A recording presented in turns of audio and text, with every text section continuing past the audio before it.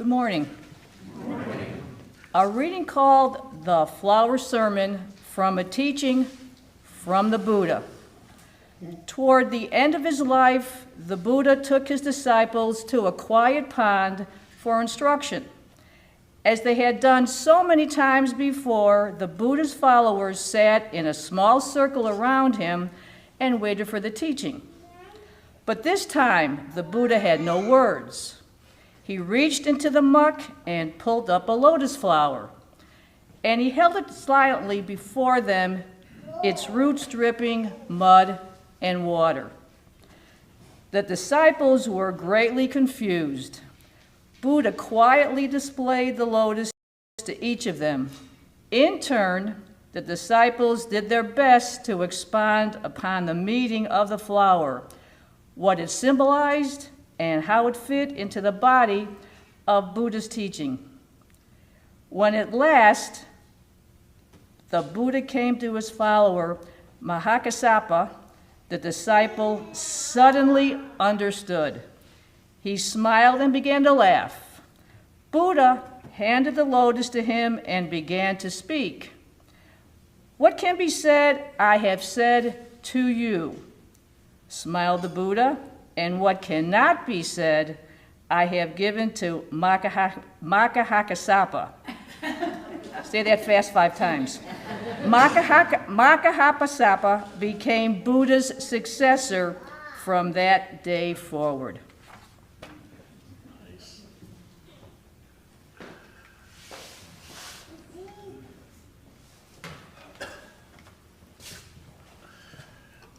I thought you did a fine job with that nap. I literally handed that scripture to her at like 10:20. Said, "Good luck with Mahakassapa, Sapa."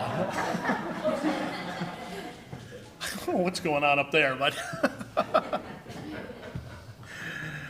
so I hope that you were enjoying this sermon series we are calling Beyond the Bible, exploration of the spiritual world and spiritual readings that exist outside and kind of beyond the safe confines of our own religious tradition and its own sacred scriptures. Thus far, we have gone beyond the Bible by, we'll recap for those that might have missed something, by journeying through the cosmos, our first week, through the lens of the James Webb Telescope, asking how we are so interconnected with all that Webb Telescope is discovering right now. That was fascinating. We journeyed into the heretical and banned gospel of one Mary and explored the power of the feminine divine. We lost ourselves in the amazing and spiritually rich poetry and words of Mary Oliver. Remember that one? Who invited us to look deeply into the world, just peer deeply into the ordinary. And then last week we introduced ourselves to Buddhism and its call to live with mindfulness in each and every moment and to see really each moment as a lifetime to be fulfilled. Yes, we even sang Tim McGraw last week. Something I didn't think we'd ever do during a service. In fact, I was visiting with Mama Liz, and all of a sudden out of nowhere she goes, "Pastor, did I hear you singing?" Because she was watching it at home. She goes, "Did I hear you singing last week?" I said, "Yeah, I was singing Tim McGraw." She was like, "Okay. I don't know what's going on when I'm not there," she said. So I hope, based on last week, you've had some time to reflect on that. Remember that question that I asked you? You know, what would you do if you only had a short time left? And like in that Tim McGraw song, you only had 3 months left to live. What would you do? Did you reflect on that a little bit this week? I hope you did. I hope you did. But for today, today's reflection, I want to stick with the world of Buddhism for just one more week, and I want to explore another of this religion, this beautiful religion, if it's even a religion, beautiful way. One of its central tenets, I think one of its most important tenets, and that is that everything changes. Everything in life changes. It's the idea they call impermanence. Have you heard that word before? Impermanence, and it invites us to ask questions like, that's what I want to do today. What does it mean to acknowledge the fact that everything changes? Especially for people that like to keep everything the same, right? Yeah, that's That's us, oftentimes, in our finicky humanity. And how can impermanence help us overcome suffering in our lives, which Buddhism says is the sole problem to human existence, is suffering. And finally, you hang on to that.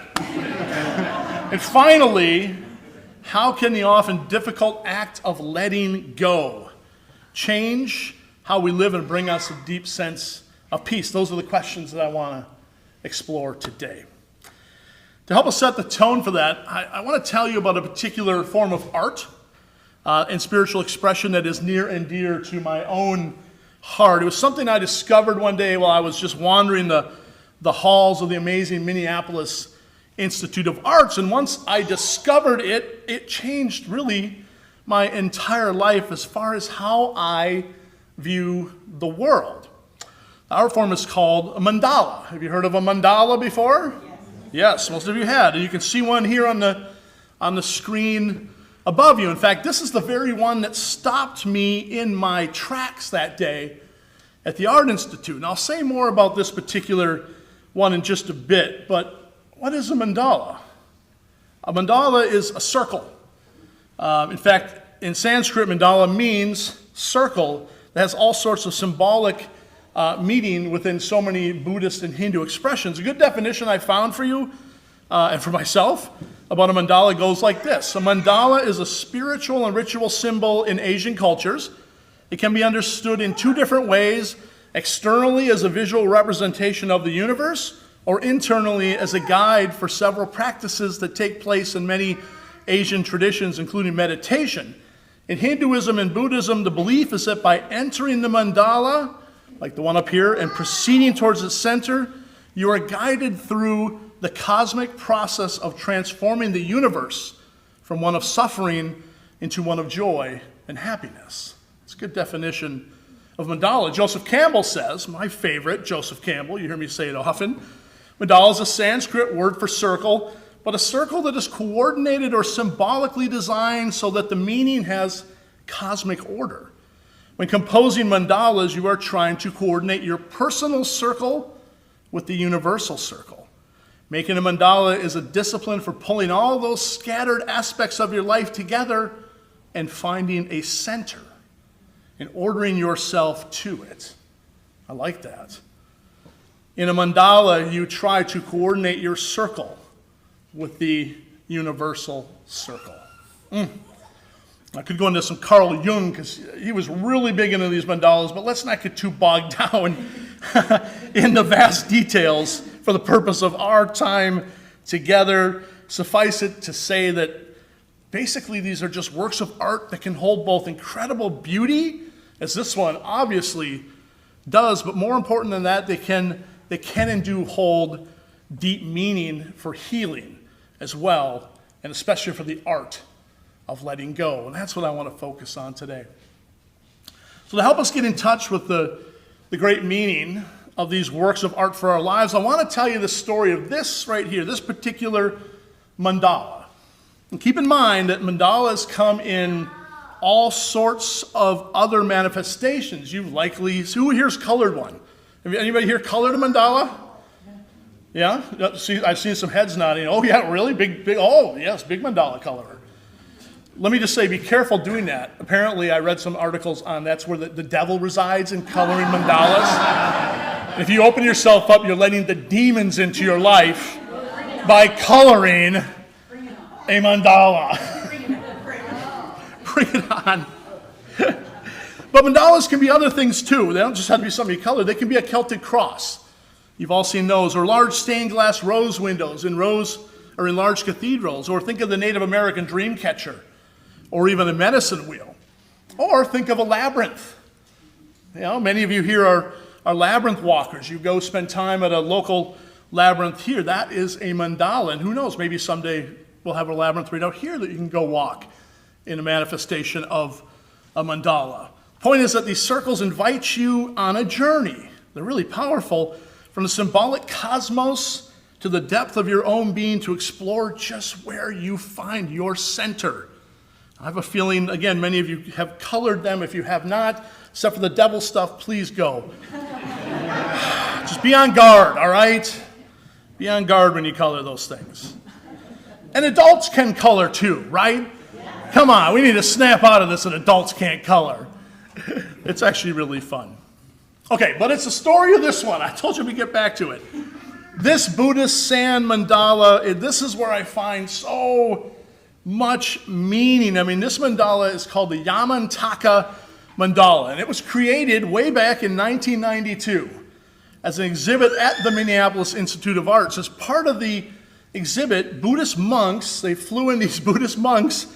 They came in from a monastery in India, a university in a monastery, and they traveled to Minneapolis to be a part of the creation of what you see in front of you on the screen. And I know some of you who here seen the process of the creation of a mandala. About 3 or 4, 5, 6 of you. Yeah, I know some of you have seen it. I'm guessing most of you have not. So basically what happens is the monks all gather. It's really a thing to behold. At the space where the mandala is going to be created. And they often have a big board. And they go ahead and they get things prepared, including the board that this creation will take place on. And then there's always this opening ceremony. Those of you that have been there, you've seen this, the chanting and the praying. It's so cool. The humming, the om sounds. I mean, you just resonate. And so they do this opening ceremony. And then they go ahead and they create this. And you know what they use to create this? Sand. They literally use sand. You know how big this one is? It's really hard to tell. I'm going to go to the next screen. That's it in the corner there. It's over 8 feet. 8 feet by 8 feet. And it took 4 weeks for these gentle, very patient monks to complete. And when I say complete, I mean the monks, they painstakingly build each detail. You can see right there, there's some of the details with fine sand, filtered through this pipette kind of thing. And they rub it and they make it vibrate, and it kind of oozes that sand out to make these shapes. In fact, every detail here of the work is colored sand. All of it. From the outer ring, let me go back for a second. From the outer ring, with all the figures, through the rainbow-looking ring, you see that rainbow? Which symbolizes wood, fire, earth, metal, and water. All the way into the innermost realms of the palace-like structure, right into the very heart and center where there is a lotus flower that symbolizes nirvana, enlightenment, and really, for this one in particular, the conquering of death. These are pretty powerful. They really are. Now, during the creation of a mandala, the monks will often chant and they pray, adding to the spiritual depth and of the symbolism they're creating through their art. But what makes this one so special, other than the fact that it was created to honor the 1.2 million Tibetans that have lost their lives this century due to political persecution, what's really amazing about it is the fact that you're looking at it. It's the fact that it still exists. You know what I mean by that? Yes. It's the fact that it still exists. You see, part of the most powerful mandala tradition, and this is the part that gets me, it's not the creation, although that's pretty amazing how they do this with that fine sand, nor is it its incredible beauty, and it is something to behold. What's so powerful about the spiritual art form is that after it is created, weeks and weeks and weeks, often months, a painstaking detail, oh my God, backbreaking labor for these monks, the prayer, the chanting, well, they very quickly hold a ceremony. It's held almost before this has a chance to be honored and enjoyed, because that's not its point. Instead, you know what they do with it? They sweep it up. Can you imagine that? We hold on to things, right? We don't just sweep them up. Something like that, it's quickly swept up into the center of the big board. This is at least, again, 8 by 8. It's swept up, and then it's placed in a dustpan, a ceremonial dustpan. Who doesn't have one of those? Ceremonial dustpan, and then it goes in a ceremonial vase of some kind. And then it's very quickly taken, to a local river of some kind, and it's poured out. The sand is released into the river. That's the real power of the mandala. It is done to symbolize the idea, again, of impermanence, the truth and reality that life changes. Nothing stays forever. And that in the process of letting go, as they do with these generally, we can actually find the courage and the freedom to live more full lives. I want to offer a more well-rounded definition of impermanence in just a second, but I know there's an elephant in the room here. Not literally, but you know what I mean. You're saying, but Mike, this one's still here. Right? I heard a yeah. What happened to this final really important step of sweeping this thing up and then letting it go in the river? What happened to honoring the tradition that these are supposed to hold? Well, the monks agreed early on to forgo their tradition a little bit with this one and to make basically the impermanent permanent in this case. They only agreed to do this and go completely against their tradition, much to the chagrin. It was very controversial. You know, surprised this would rise to the level of controversy in the world, but apparently it really did, and there were many detractors. But they wanted to do it to teach the world about their culture, which was slowly disappearing, almost right before their eyes. By making this mandala permanent, they could keep their culture and their ways alive. That was how they saw it. So the monks created this amazing, oh my God, to stand before it is just, masterpiece. And then the Art Institute partnered with the Minnesota Mining and Manufacturing Company. Anybody know what that company is called? 3M. And they developed a special glue that was meticulously applied very gently over the course of 4 weeks to the billions of grains of tiny little sand.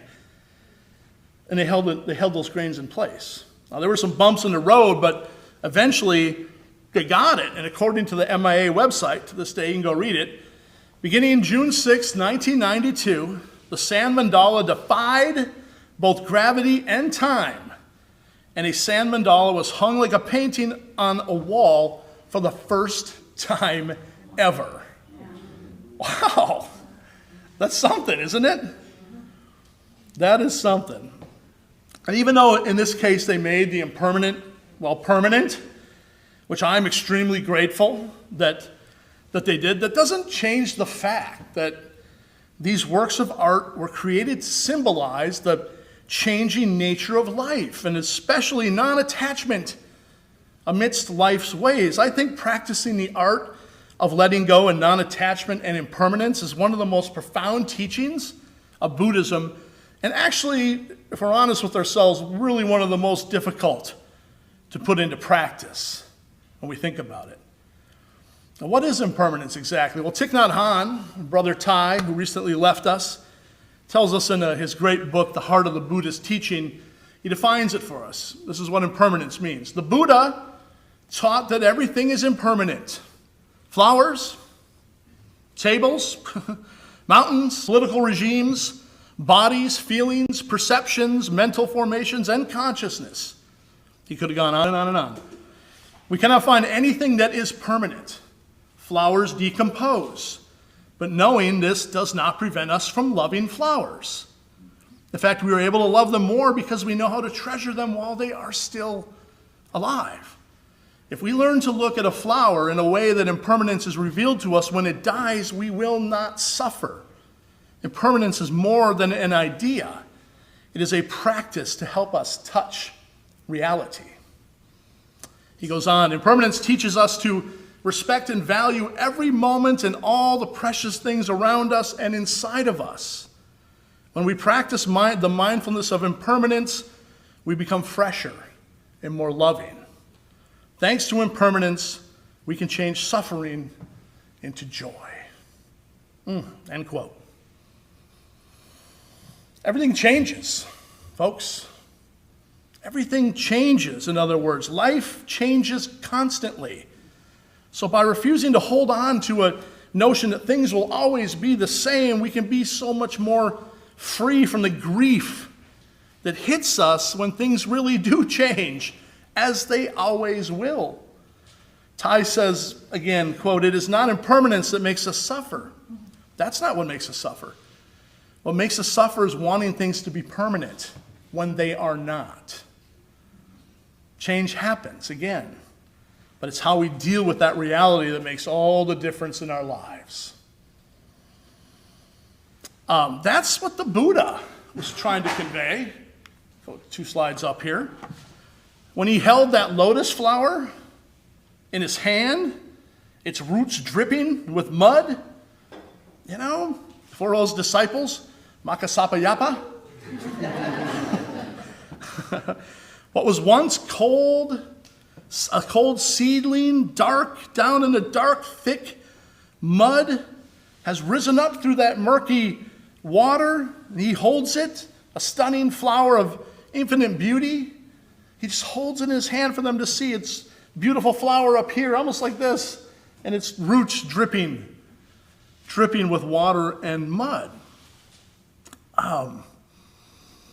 There's a lot of metaphors there, isn't there, in that short little sermon? And I'm sure Buddha would laugh at me for misunderstanding all of them. I don't think I'd be the one. But I don't care. I see so much other power in that little sermon, and I see so much in that flower that he holds. There's beauty. There's actually the entire universe contained. Just use this one. It's contained right there within its roots or its soft petals. The entire universe contained there. I see birth and life and change in the growing that it did to reach up through the water to get to the surface. I see struggle in that rising up from the mud and yearning toward the light, something we all do, right? From time to time in our lives, I see constant change, and that the flower has never really even been a single thing. It's been changing and growing in every second of its existence. And yes, that flower will even, this one right here too, will soon cease to even exist. It'll die. Maybe the Buddha would even say it exists and doesn't exist at the same time. I don't know, but that confuses the heck out of me. I'm not going there. In the end, I see change. That's what I see him getting at. Change. And the reality that we cannot hold on to the flower once it does die, but we got to let it go. That's a metaphor, isn't it, for life that he gave us in that short flower sermon.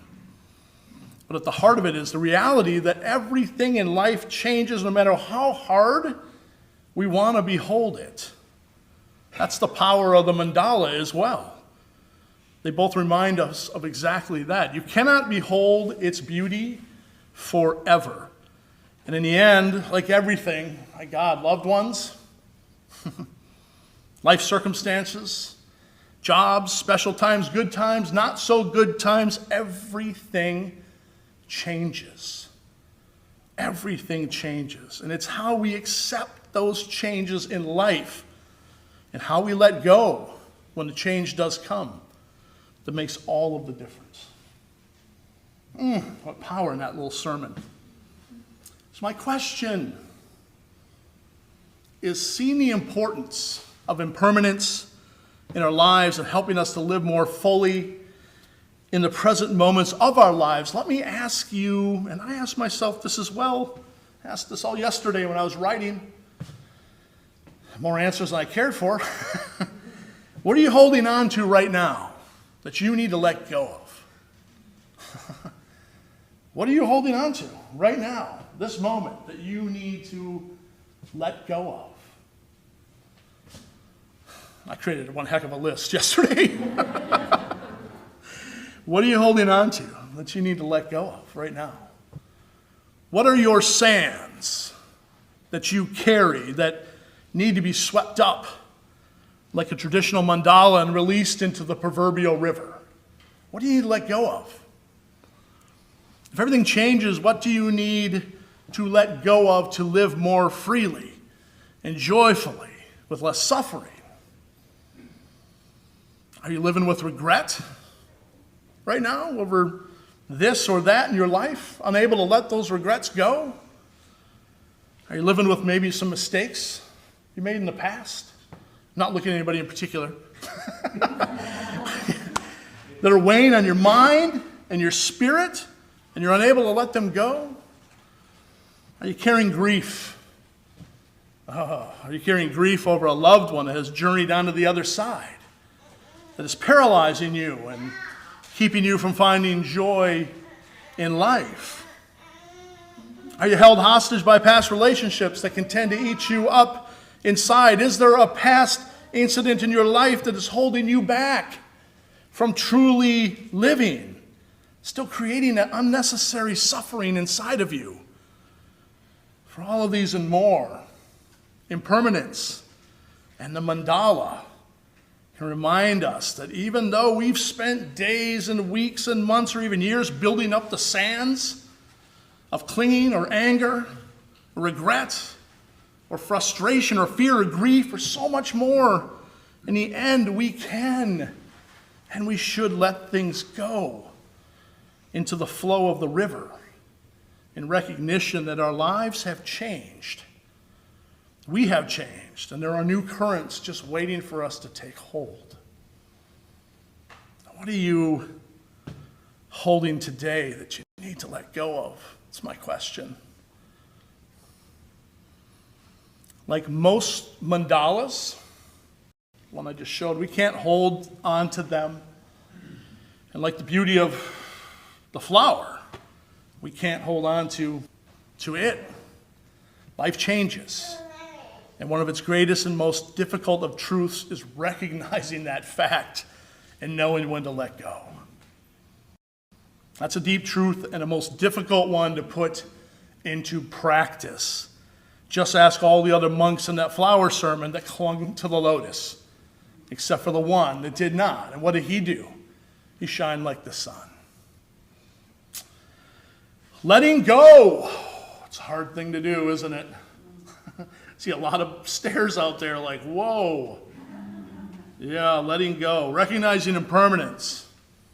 I want to help you with that today. I want to help you. I'd like to extend an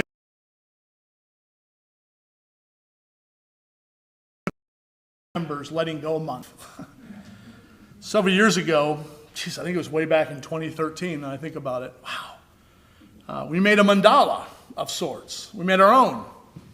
As a symbolic act of impermanence, of letting go. We had color sands like these, like the monks used to make their own mandala. And instead of a board to place our sands on, we used a vase. And my God, we created something over the course of several weeks. Some of you remember it. Who was here that remembers doing that? Just a couple. Whew, we've changed since 2013. You remember I invited you just to take a spoonful of different colored sand, like the stuff on the table here, and each spoonful represented something for each person that they wanted to let go of. And it would put it in the spoonful and something you think of in your heart that you want to let go of, and you put that spoonful in the vase. And in the end, we created a stunning, beautiful vertical mandala. I wish I had a picture of it still. It was a sight to behold. Layer upon layer of letting go, of prayers, of regrets, of mistakes, even hopes and dreams that you wanted to into the universe. We built that up, and I remember it was so beautiful that I was tempted to mimic the Yamantaka Mandala and make it permanent. But instead, when the vase was full, when the time came, we mixed up the sand. We did a ritual right here. We mixed up that sand and those beautiful layers in a grand gesture of letting go. And then we all took sand. I think that time we went to a lake together, a river, or went to the Gulf together. We all let the sand go together. Others took sand to let go in places that were special to them. So I'd like to do that again, because I know every person in here, every one of you, myself included, has got something, if you're like me, many things, that you got to let go of for the sake of your mind, your body, and your spirit. Yes. Amen. And if you're online, so I invite you to come up after the service, heck, during communion, add some sand. And if you're online, just send me your name and I'll put some sand in for you. Your intention is known by you and to those that need to know it. So please come up afterwards. Let's build this into something beautiful, and then we'll have quite a moment later on and letting the things that are weighing us down go. I want to close with some words, again, from Brother Ty. And I know this is a bit heavy. Impermanence is just that. It's heavy. That's why it's so important to Buddhism. Hear these words from Brother Ty. If a grain of corn were not impermanent, it could not become a corn plant, right? There's hope in that. If a tiny child were not impermanent, she could not grow into an adult. Life is impermanent, but that does not mean that it is not worth living. It's precisely because of its impermanence that we have to value life so dearly. End quote. A couple others. It's not impermanence that makes us suffer. What makes us suffer is wanting things to be permanent when they are not. Next slide, Casey. Can you move it for me? Impermanence is a principle of harmony. When we don't struggle against it, we are in harmony with reality. And finally, Casey, one more slide. Everything, this is what I want you to remember. Everything is impermanent. Knowing this, just relax. Oh, peace be with you, my friends. Please help me make this mandala. I want you to use this as an opportunity to let some things go. Take the lesson from the Buddha, take the lesson from Buddhism, and let go of some of the poisons that you're holding inside that you just don't need anymore. Namaste, my friends. The spirit of the Buddha, the spirit of the Christ that resides in me, recognizes the spirit of the Buddha or the spirit of the Christ that resides in you. Amen.